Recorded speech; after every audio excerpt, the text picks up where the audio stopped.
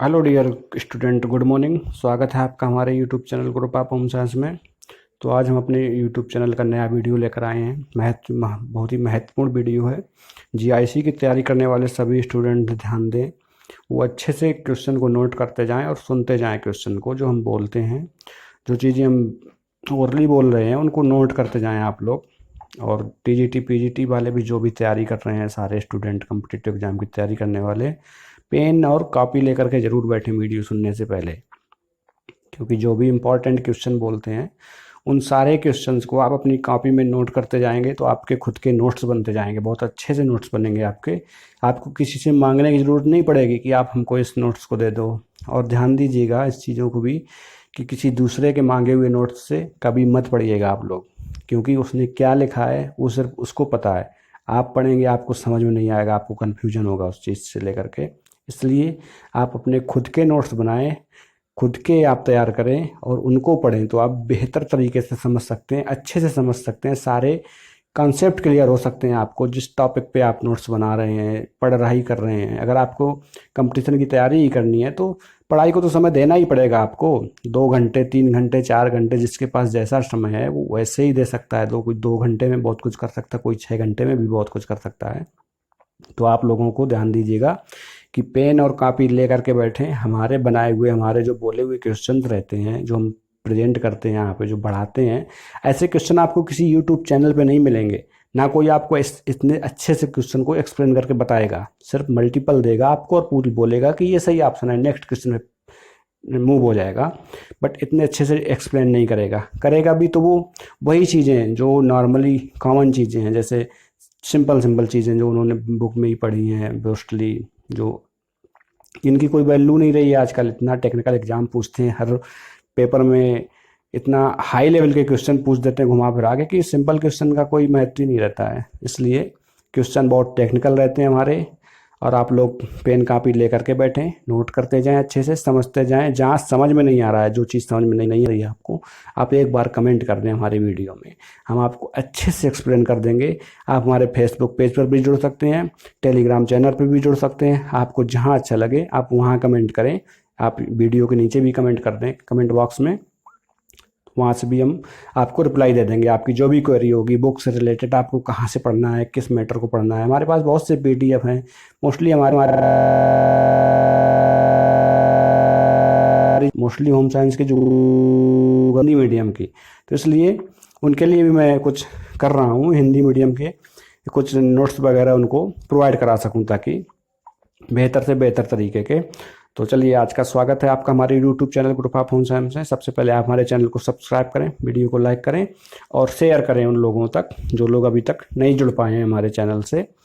और आज के इस मल्टीपल सीरीज में प्रैक्टिस सेट में 15 क्वेश्चन रहेंगे। बहुत ही अच्छे क्वेश्चन हैं, टेक्निकल क्वेश्चन है, टफ क्वेश्चन रहेंगे, थोड़ा आपके समझ से परे हैं, बट आप समझेंगे अगर पढ़ेंगे तो बहुत ही आसान रहेंगे। ठीक है, शुरू करते हैं आज का नया वीडियो। पहले क्वेश्चन पे चलते हैं।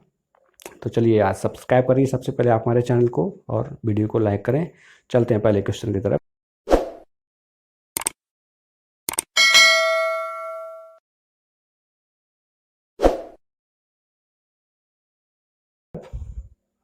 तो पहला क्वेश्चन, क्वेश्चन नंबर फर्स्ट ये है, which one of the following vitamin B is known as anti pellagra vitamin. Pellagra तो नाम सुना ही होगा आपने। एंटी पेलाग्रा मतलब ऐसा विटामिन जो पेलाग्रा प्रतिरोधी है।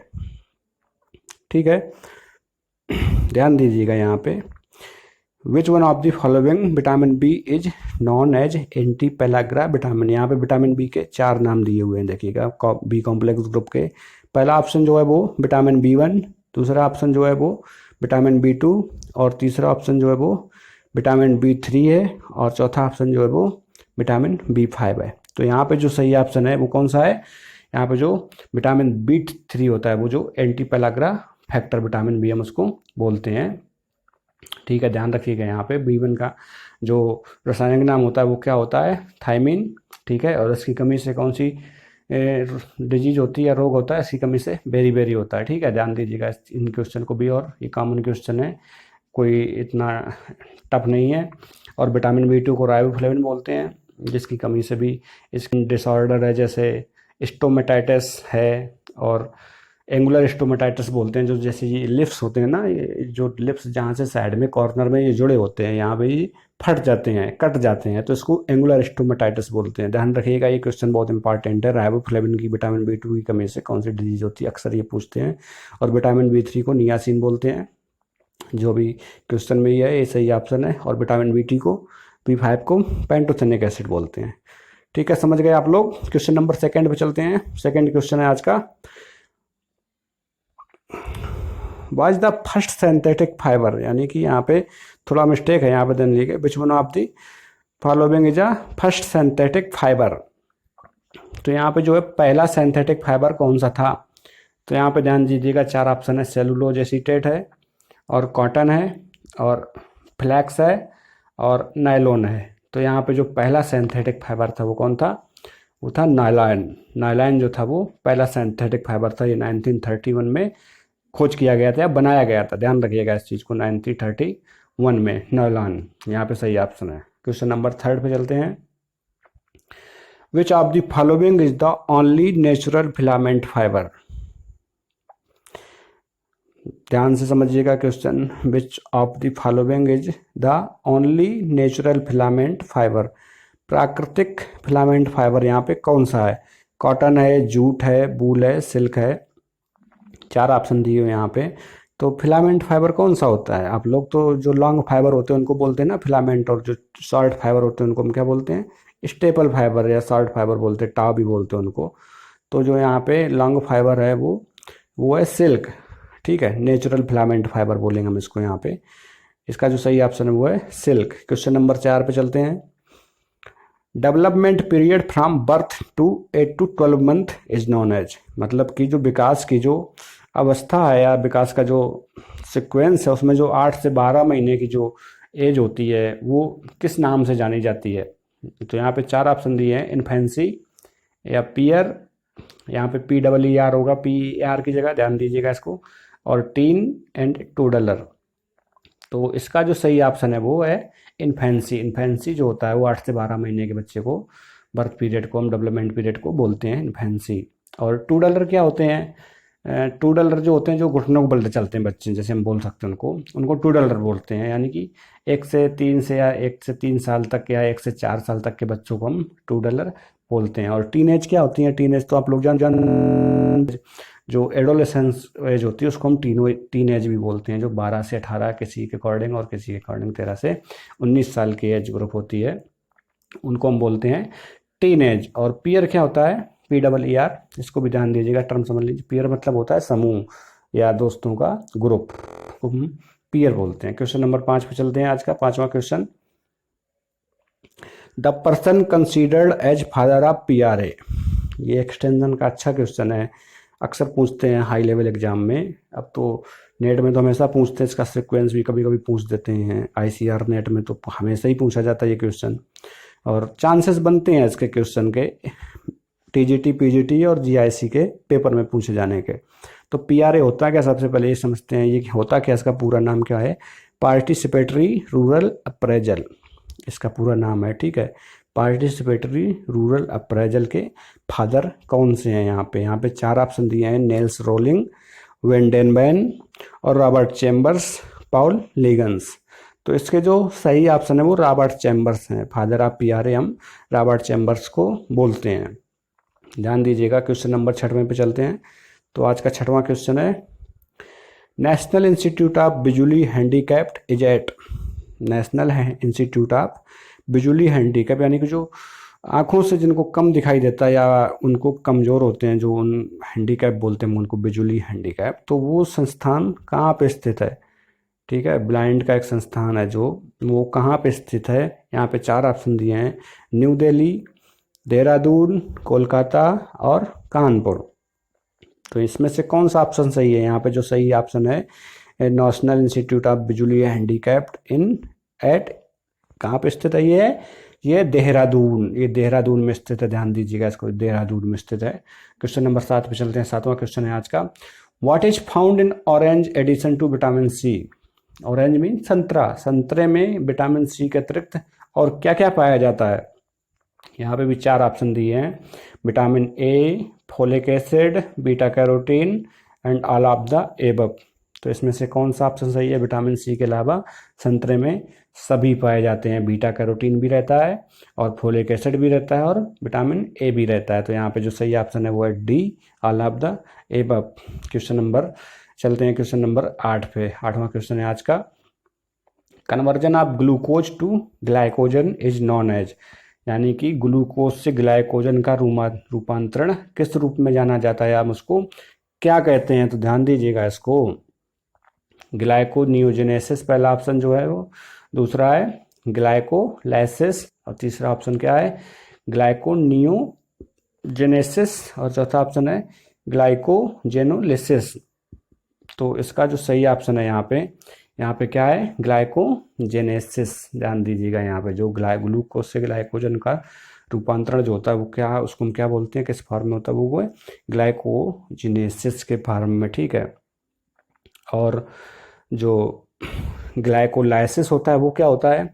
ग्लाइकोलाइसिस जो होता है वो यानी कि ग्लूकोज का टूटना, ग्लूकोज का जब टूटता है, ग्लूकोज जो स्टोर है बॉडी में वो जिस फॉर्म में जब टूटता है एनर्जी के लिए, तो उसको हम क्या बोलते हैं? ग्लाइकोलाइसिस बोलते हैं। ध्यान दीजिएगा, यानी कि जब एनर्जी बनाना है शरीर में तो ग्लूकोज को टूटना ही पड़ेगा शरीर में, जब एनर्जी की रिक्वायरमेंट होगी तो उसको हम क्या बोलते हैं? ग्लाइकोलाइसिस। तो ग्लाइकोनियोजेनेसिस क्या होता है?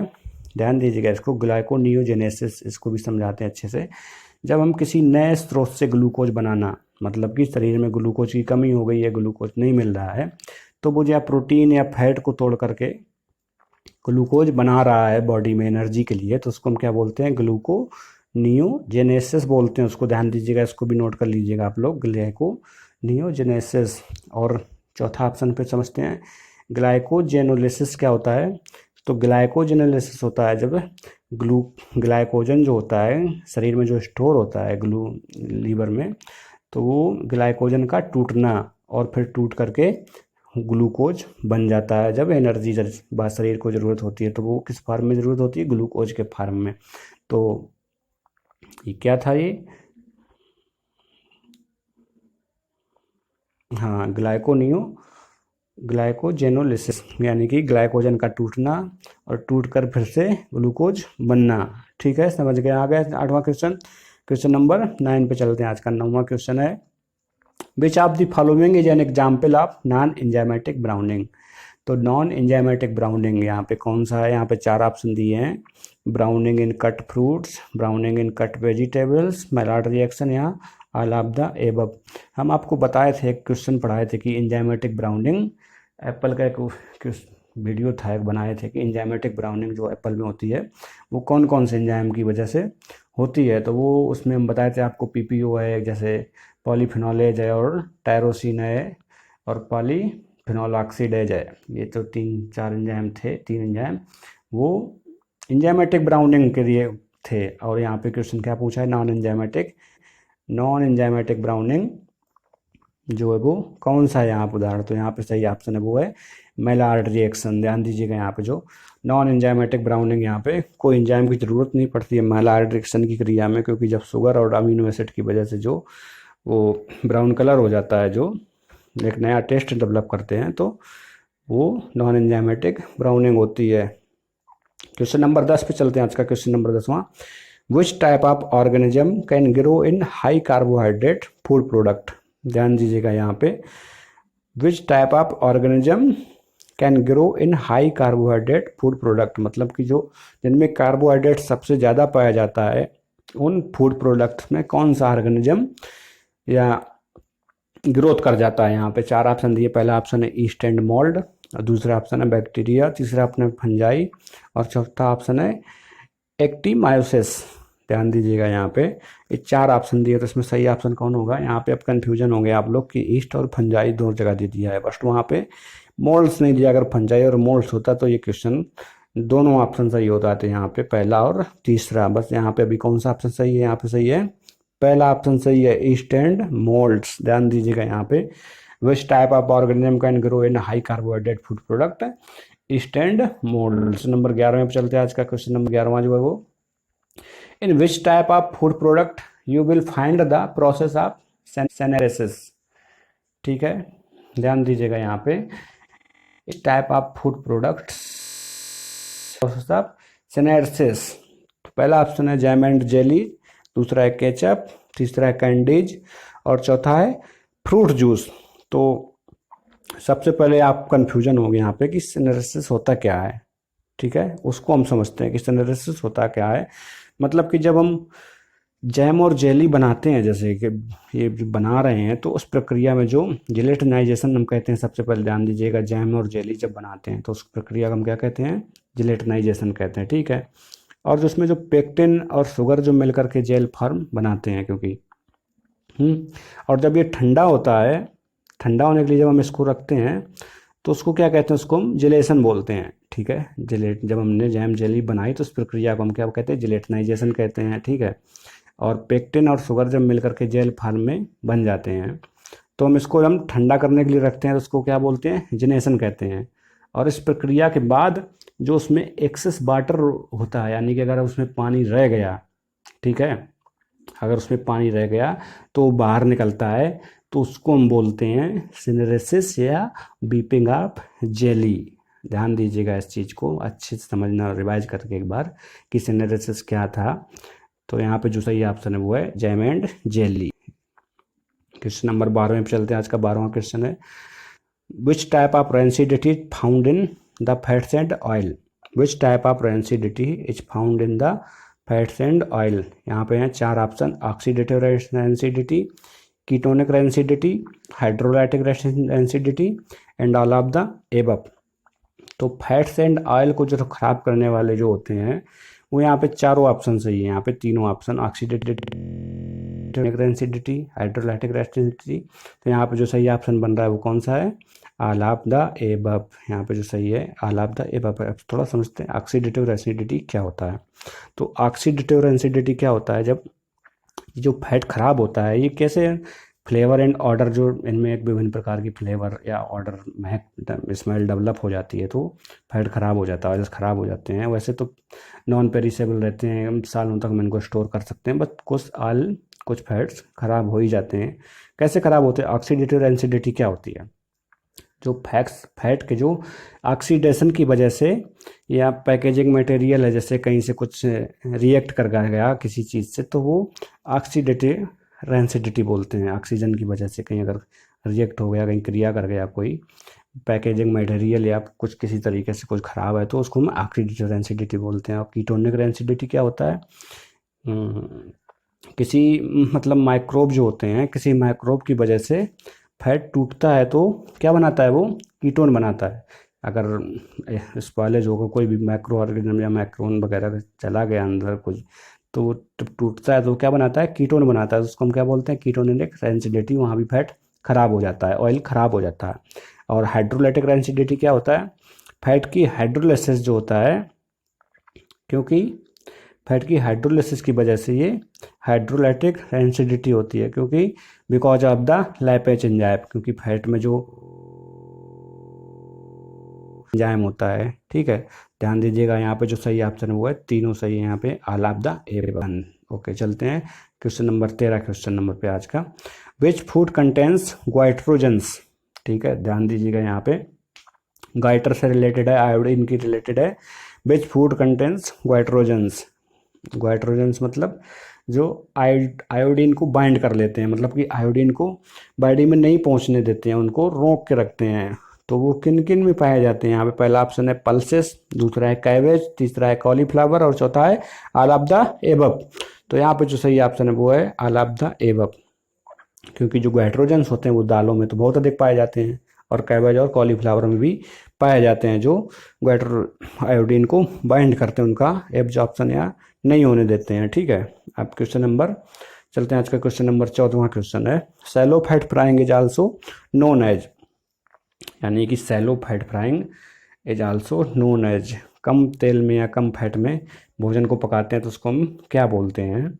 यहाँ पे देखते हैं क्वेश्चन नंबर, यहाँ पे कौन सा ऑप्शन सही है इसका। पहला ऑप्शन है जो ब्रेजिंग है, ब्रेजिंग, और दूसरा ऑप्शन बेकिंग, तीसरा साउटनिंग और चौथा जो है वो डी स्टूइंग है। तो यहाँ पे जो सही ऑप्शन है वो है साउटनिंग। साउटनिंग को हम क्या बोलते हैं, सैलो फैट फ्राइंग बोलते हैं साउटनिंग को। ठीक है। ब्रेजिंग क्या होता है? ब्रेजिंग जो होता है वो कॉम्बिनेशन मेथड होता है रोस्टिंग और सिमरिंग का, ध्यान दीजिएगा यहाँ पे। ब्रेजिंग जो कॉम्बिनेशन मेथड होता है, मेथड ऑफ कुकिंग। और बेकिंग क्या होता है? बेकिंग ड्राई ईट मेथड होता है एक तरीके का, जिसमें हम बेक करके ओवन में फूड बनाते हैं, ठीक है। और स्टूविंग क्या होता है? स्टूविंग भी एक कुकिंग मेथड है, जैसे सूप बनाना है, वेजिटेबल बनाना, हाई वाटर वाटर करके और बॉइलिंग करके, तो इसमें स्टूविंग होता है। और क्वेश्चन नंबर 15 पे चलते हैं। आज का 15वां क्वेश्चन है, arrange the following government scheme for the welfare of women and children in chronological order. तो इसको समझना अच्छे से, मैंने एक कल क्वेश्चन कराया था आपको, उसी से रिलेटेड भी है कुछ चीज़ें इसमें, उससे भी संबंधित हैं। अगर जिन्होंने कल का समझ आया होगा, पढ़ा होगा वीडियो, तो तुरंत लगा लेगा इसका सही ऑप्शन कौन सा है। अगर नहीं समझा होगा उन्होंने, तो वो पहले तो जानेगा कि जननी सुरक्षा योजना है क्या, ये कब लागू की गई, कब इस्टेब्लिश की गई, क्या इसके फंक्शंस हैं, क्या रोल थे इसके, और आईसीडीएस क्या है। वो पहले इन चीज़ों को समझे, उसके बाद ही इसका सही कहा ऑप्शन लगा सकता है। ये बहुत इंपॉर्टेंट क्वेश्चन है, अक्सर ये योजनाओं से संबंधित कहीं ना कहीं पूछ देते हैं मैचिंग के रूप में या मल्टीपल के रूप में। इसमें से 4 5 6 क्वेश्चन बन जाएंगे आपके। ध्यान से समझना आप लोग कि arrange the following government scheme for the welfare of women and children in chronological order, उनके सही क्रम में लगाएं। कब कौन सा स्कीम इस्टेब्लिश की गई थी? जननी सुरक्षा योजना, इंटीग्रेटेड चाइल्ड डेवलपमेंट स्कीम, और तीसरा ऑप्शन क्या है? सी, इंदिरा गांधी मातृत्व सहयोग योजना, IGMSY। और चौथा जो है प्रधानमंत्री सुकन्या समृद्धि योजना है। और पांचवा जो है वो national rural health mission, NRHM। तो देखते हैं हम यहाँ पे, जो सबसे पहले जो यहाँ पे जो इस्टेब्लिश किया गया था, वो क्या किया गया था? वो था जननी सुरक्षा योजना। जननी सुरक्षा योजना कब इस्टेब्लिश की गई थी? ये कल हम बताए थे आपको कि 12 अप्रैल 2005 को जननी सुरक्षा योजना लागू की गई थी। और ICDS integrated child development scheme, ये कब लागू किया गया था? ये किया गया था 1975 में, ध्यान दीजिएगा इसको। और इंदिरा गांधी मातृत्व सहयोग योजना जो है वो, ये कब लागू किया गया था? ये किया गया था अक्टूबर 2010 में, ध्यान दीजिएगा यहाँ पे। इंदिरा गांधी मातृत्व सहयोग योजना जो है वो अक्टूबर 2010 में लागू किया गया था। और प्रधानमंत्री सुकन्या समृद्धि योजना कब लागू की गई थी? ये लागू की गई 4 दिसंबर 2014 को, यानी कि इसको कुछ लोग 2015 में भी ले जाते हैं, तो कोई गलत नहीं है। अगर 2015 पूछ रहे 2014 की जगह, तो वो भी सही होगा। बट ये इसकी एग्जैक्ट डेट जो है वो है 4 दिसंबर 2014। और नेशनल रूरल हेल्थ मिशन जो है वो भी इस्टेब्लिश किया गया था कब? जननी सुरक्षा योजना के साथ में, उसके बाद 2005 में, ध्यान दीजिएगा यहाँ पे। तो यहाँ पे सही ऑप्शन जो है वो कौन सा होगा? आप लोगों ने बना लिया होगा यहाँ पे सही ऑप्शन कौन सा है। सही ऑप्शन यहाँ पे है ए, यानी कि सबसे पहले जो था वो 1975 में क्या, integrated child development services establish की गया था। उसके बाद जननी सुरक्षा योजना, और उसके बाद NRHM national rural health mission, और उसके बाद है इंदिरा गांधी मातृत्व सहयोग योजना जो अक्टूबर 2010 में लागू की गई थी। और उसके बाद है प्रधानमंत्री सुकन्या समृद्धि योजना जो 4 दिसंबर 2014 को लागू किया गया था। तो यहाँ पे जो सही ऑप्शन बन रहा है वो बन रहा है ए जो है यहाँ पे सही ऑप्शन है। कैसा लगा आज का वीडियो जरूर बताएं कमेंट करके।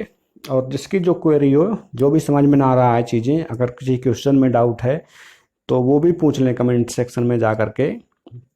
और चैनल को सब्सक्राइब करें। आप हमारे फेसबुक पेज पर भी जुड़ सकते हैं, वहाँ पर तो 4 साल से वहाँ पे हम क्वेश्चन पोस्ट कर रहे थे। वहाँ पे वीडियो चैनल तो मैंने अभी बनाया है, तो वहाँ पे मोर देन 5000 के समथिंग वहाँ पे ऐसे इंपॉर्टेंट क्वेश्चन है, ऐसे ही जैसे हम करवाते हैं क्वेश्चन, इससे भी अच्छे उस समय तो हम खुद ही पढ़ रहे थे MSc BSc में। तो वहाँ से तो बहुत अच्छे, बहुत लोग पढ़ के निकल गए हैं, नेट क्वालिफाई हैं, हमारे पढ़ाए हुए, हमारे चैनल से पढ़ करके अच्छे से हमने ही जिनको नोट दिए वो आज खुद यूट्यूब चैनल बना के लोगों को पढ़ा रहे हैं। तो कैसा लगा आज का वीडियो जरूर बताएं कमेंट करके, और चैनल को सब्सक्राइब करें, वीडियो को लाइक करें। मिलते हैं कल के नेक्स्ट वीडियो में, तब तक के लिए बाय बाय।